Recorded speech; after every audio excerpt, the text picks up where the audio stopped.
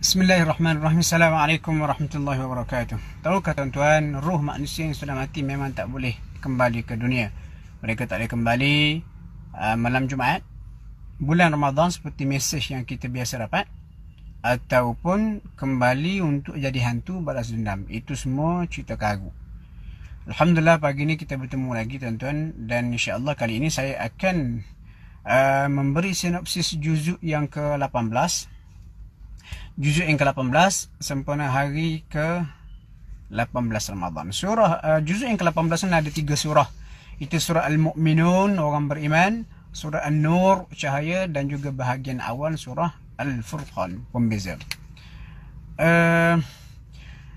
Surah Mu'minun ni daripada ayat 1 sampailah kepada ayat yang ke 11. Allah Ta'ala cerita sifat orang beriman dan akhir mereka ni akan memperolehi ganjaran syurga Firdaus. Jadi kesimpulan mudah pada ayat-ayat ni, kita boleh katakan orang beriman adalah syarat minimum untuk ke syurga. Kalau Muslim tu boleh masuk syurga, tapi mungkin selepas menjalani beberapa hukuman. Tetapi orang beriman seolah-olah kita katakan seperti mereka direct ke syurga. Kemudian ayat yang ke-13 sampai 16 ni Allah Ta'ala cerita mengenai keadaan manusia mula daripada disenyawakan dalam rahim ibu dia daripada air mani, sampailah hidup, sampailah bangkit di akhirat ataupun kiamat besok. Dan ayat yang ke-14 ni sama seperti surah Al-Hajj semalam.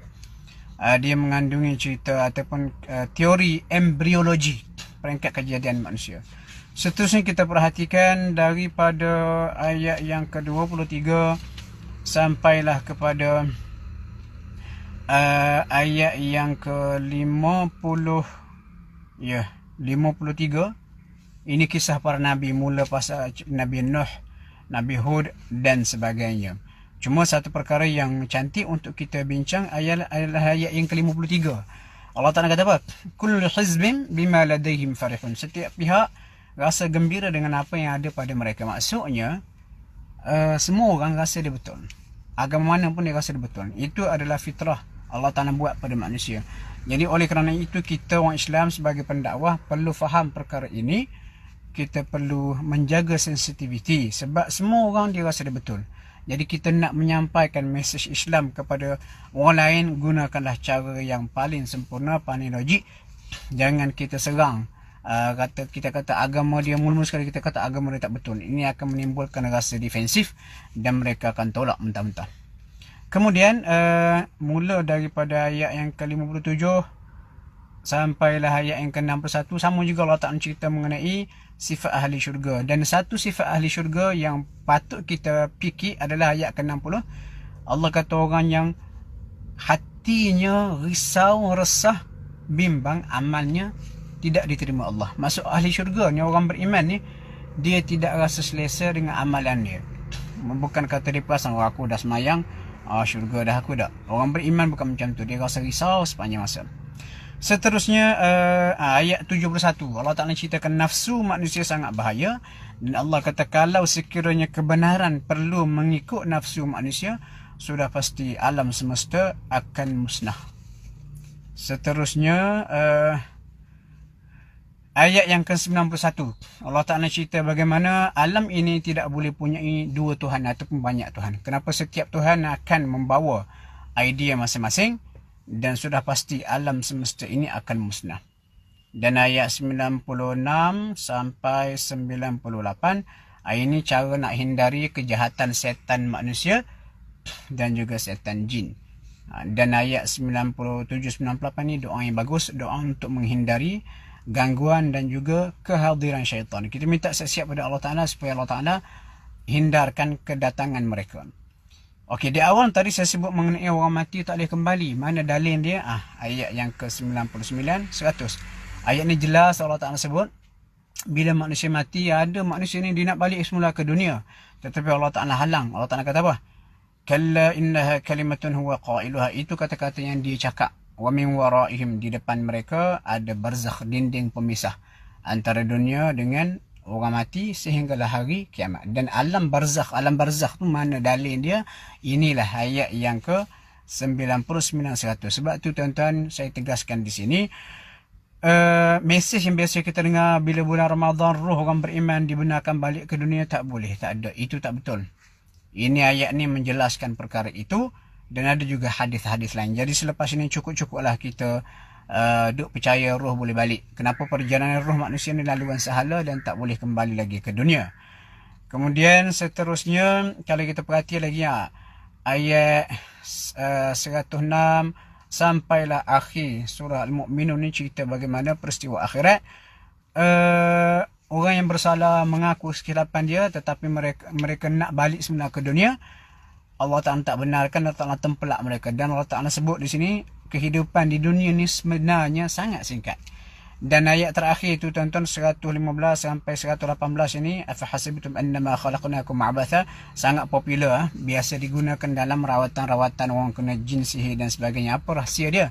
Dalam tafsir Ibnu Kathir ada sebuah riwayat bagaimana seorang lelaki ditimpa sakit bertemu dengan Abdullah bin Mas'ud, sahabat Nabi yang tersohor. Lalu Abdullah bin Mas'ud membacakan ayat-ayat, antaranya ayat daripada ayat 115 sampai 118, lalu lelaki itu sembuh. Dan bila lelaki itu sembuh, dia pun cerita ke Nabi. Nabi pun tanya, kamu baca ayat mana? Disebutlah ayat-ayat ni. Lalu Nabi kata, kalau orang beriman yang yakin sekalipun, kalau baca pada gunung-gunung sudah pasti akan hancur berkecai. Kemudian tuan-tuan, kita pindah surah yang kedua dalam juzuk yang ke-18, surah An-Nur. Surah An-Nur ni dalam sebuah riwayat Sayyidina Umar kata, ajarkan kepada wanita kamu surah An-Nur. Sebab dalam surah An-Nur ini daripada ayat 1 sampai 10 dia cerita mengenai hudud, hukum berkaitan dengan zina, hukum berkaitan dengan li'an, tuduh orang tanpa saksi, hukum berkaitan dengan li'an. Li'an ni contohnya suami isteri. Suami mendakwa melihat isterinya berzina, tetapi dia tidak boleh membawa saksi yang 4. Lalu mereka melaksanakan hukum li'an, maksud sumpah laknat. Dan selepas sumpah itu dilakukan, mereka akan terpisah, tak boleh bersatu kembali sebagai suami isteri sehinggalah mati. Dan kemudian ayat yang ke-11 tuan-tuan sampai ayat 26, ini cerita Aisyah radhiyallahu anha difitnah. Dan kalau kita bacakan ayat-ayat dalam surah ini, banyak pengajaran. Antaranya Allah Ta'ala kata, sangka baik dulu lain kali kalau dengar berita-berita yang busuk. Ini pada ayat yang ke-12. Kemudian sama juga ayat yang ke-16, Allah Ta'ala kata apa? Allah Ta'ala kata, sepatutnya kalau dengar berita apa saja, tak payahlah sibuk-sibuk nak bercerita. Sebab ayat ni kata apa?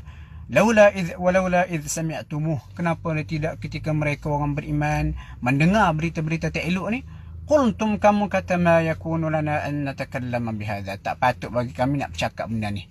Jadi kita ni biarlah kita tahu mengurus berita dan jaga komen kita. Jangan semua benda kita nak komen. Sama juga ayat yang ke-21, Allah Ta'ala kaitkan dalam cerita Aisyah difitnah ini, jejak langkah syaitan. Maksudnya orang yang jenis suka komen, suka bercerita, walaupun benda tu tak dapat dipastikan, nak komen. Sebenarnya orang-orang macam ni adalah orang yang terjerumus dengan dalam perangkap syaitan. Ayat yang ke-22 ini kelebihan Abu Bakar. Sebab Abu Bakar dia selalu membantu seorang sepupu dia nama Mistah bin Uthathah. Mistah bin Uthathah ni bagi sepupu beliau yang miskin semasa di Mekah lagi, dia bantu Mistah. Bila hijrah ke Madinah pun dia bantu lagi Mistah. Tetapi bila Abu Bakar dapat tahu Mistah antara orang yang terlibat memanjangkan berita Aisyah ni, dia pun bersumpah dia tidak mahu membantu Mistah. Lalu Allah Ta'ala turunkan ayat ini, Allah Ta'ala suruh Abu Bakar maafkan Mistah, dan Allah Ta'ala beri jaminan pengampunan. Abu Bakar pun menyambung kembali hubungan silaturahim. Kemudian ayat 27 sampai ayat 28, 29 ini adab dalam rumah tangga. Nak masuk rumah orang kena minta izin. Kemudian 30, 31 ini hukum berkaitan jaga mata, tundukkan pandangan, jaga kemaluan. Cuma ayat yang ke-31 ini hukum berkaitan dengan aurat. Dan antara kesilapan ramai orang perempuan sekarang ni pakai tudung, mereka belik kepala, tidak menutup dada. Sedangkan dalam ayat yang ke-31, panjang perbincangan dia, Allah Ta'ala kata apa? Tudung kepala mesti menutup belahan dada. Itu yang pertama. Yang kedua, di hujung ayat yang ke-31 Allah Ta'ala kata apa? Jangan dihentakkan kaki supaya orang tahu apa gelang kita pakai. Dan ayat ini menjadi prinsip kepada sebarang tindakan wanita yang boleh mengundang fitnah, macam minyak wangi, berjalan gedik dan sebagainya. Kemudian banyak lagi tuan-tuan cerita-cerita dalam surah An-Nur ataupun juzuk yang ke-18. Saya kira kalau saya huraikan semua sekali, dan sebenarnya saya nak huraikan semua sekali, tapi masanya suntuk. Kita tengok antara contoh ayat yang ke-58. Ini Allah Ta'ala sebut dalam rumah tangga ni kena ada adab dia. Contohnya anak-anak kecil, hamba abdi, orang gaji kena masuk ke bilik kita, jangan main serbu sahaja. Bilik suami isteri kena minta izin pada 3 waktu. Sebelum subuh, ketika waktu tengah hari, dan juga selepas isyak. Kenapa itu? Waktu biasa kita berehat dan kita dedahkan aurat. Jadi kalau mereka serbu masuk macam tu, tak berapa elok lah pandangan matanya. Dan yang menarik lagi, ayat 58 ini Allah Ta'ala sebut 3 waktu yang diiktiraf sebagai waktu manusia tidur. Dan kalau kita bermimpi pada 3 waktu ini, insya-Allah mimpi kita mungkin mempunyai petanda-petanda tertentu. Kemudian ayat yang ke 62, 63 sampai akhir ni cerita adab dengan Rasulullah sallallahu alaihi wasallam. Tak boleh panggil Nabi dengan panggilan-panggilan biasa. Tak boleh panggil ya Muhammad, kena panggil dengan gelaran ya Rasulullah, ya Nabi Allah dan sebagainya. Kemudian surah Al-Furqan tuan-tuan, banyak lagi isu-isu, cuma kalau saya nak sentuh ayat yang ke-14. Ayat yang ke-14 ni cerita dia, ahli neraka besok bila dicampakkan ke dalam neraka, mereka meraung supaya segera mati. Lalu Allah kata, jangan minta sekali mati, kena minta banyak kali mati. Sebab apa?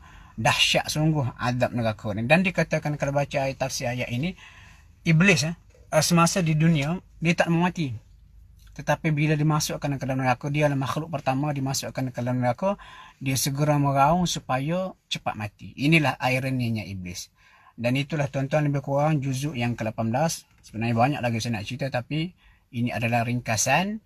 Mudah-mudahan kita dapat manfaat, dan ini akan bangkitkan lagi semangat kita untuk tadabbur juzuk yang ke-18. Sekian, Assalamualaikum warahmatullahi wabarakatuh.